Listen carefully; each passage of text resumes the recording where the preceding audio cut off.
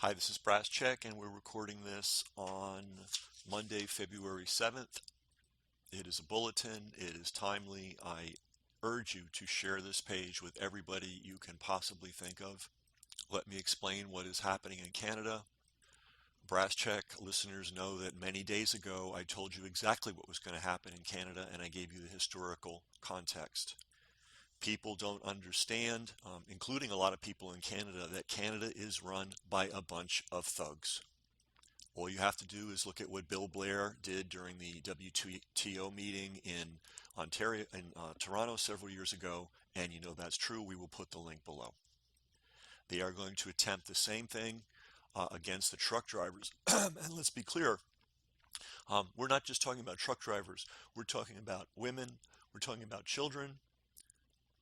We're talking about Canadian citizens who've come out in opposition to tyranny and the illegal operations of their government.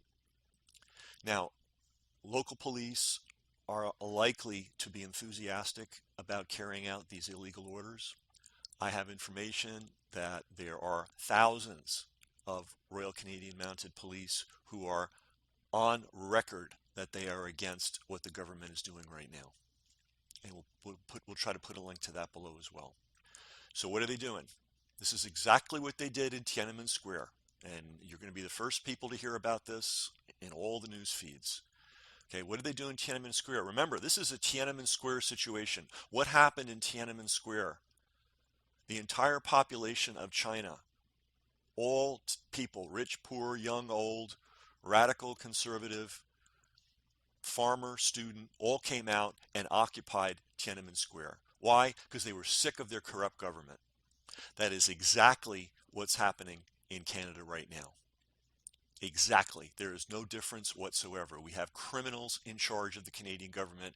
We have the Canadian people rising up, voting with their feet, doing what I'm embarrassed to say that Americans have yet to do, and call their criminal government out. They're doing it peacefully.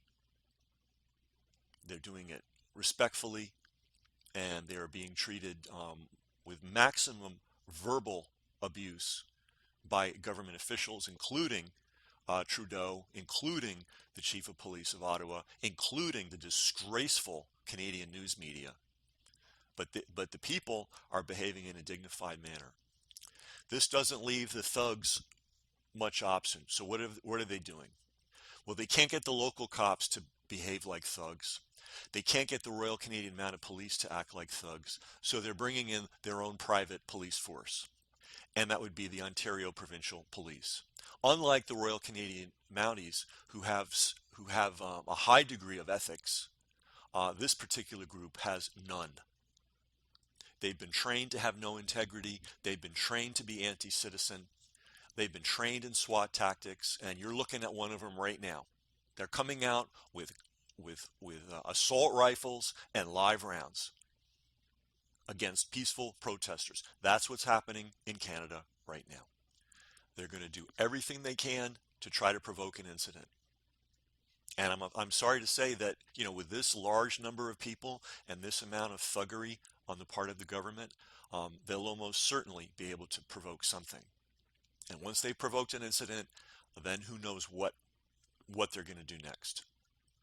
So if you belong to any of the so-called resistance groups, get in touch with your leadership and tell them in no uncertain terms you want them to stop twiddling their thumbs and whatever else they're doing and put all their focus on Canada 24/7 and figure it out. Figure it out how we in the United States and other parts of the world are going to demonstrably, visibly, loudly support these people.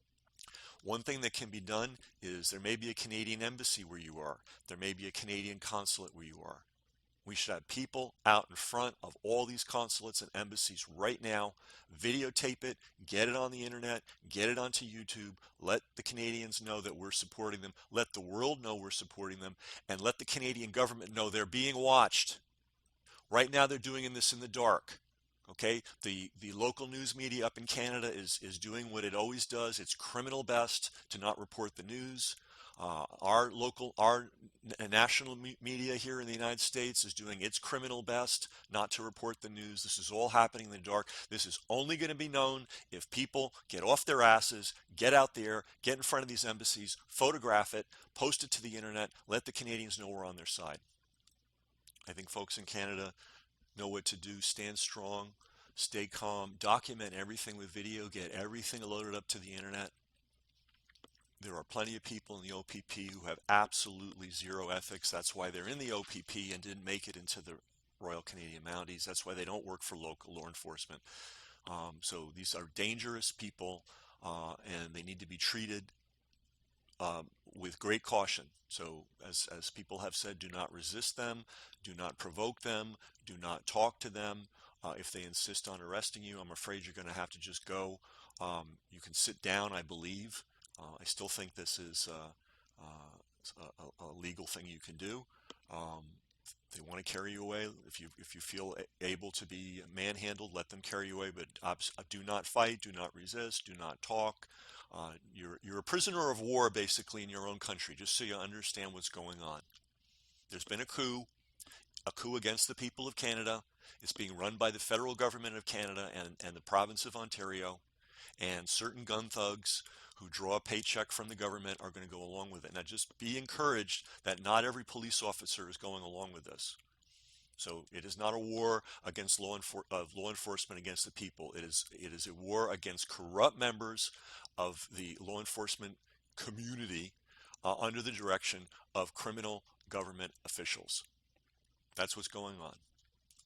And people in Canada do not need my advice, but if you want to change the dynamic a little bit, stop honking the horns, and instead everybody get out of your trucks and sing the national anthem. Do it every hour on the hour or whatever interval you've been honking horns on, and let people know this is a Canadian effort. And people, if the gun thugs in the employ of the criminal government of Canada and Ontario want to shit on the Canadian anthem, let them do it in broad daylight and let the world see them and see who they are. Okay? That's my recommendation. And again, if you have any connection to any of these so-called resistance groups, let them know this is what you want them to do. You don't want to hear about beached whales or anything else. You want them to save the Canadian people, thereby saving us. This is deadly serious right now. Thank you very much.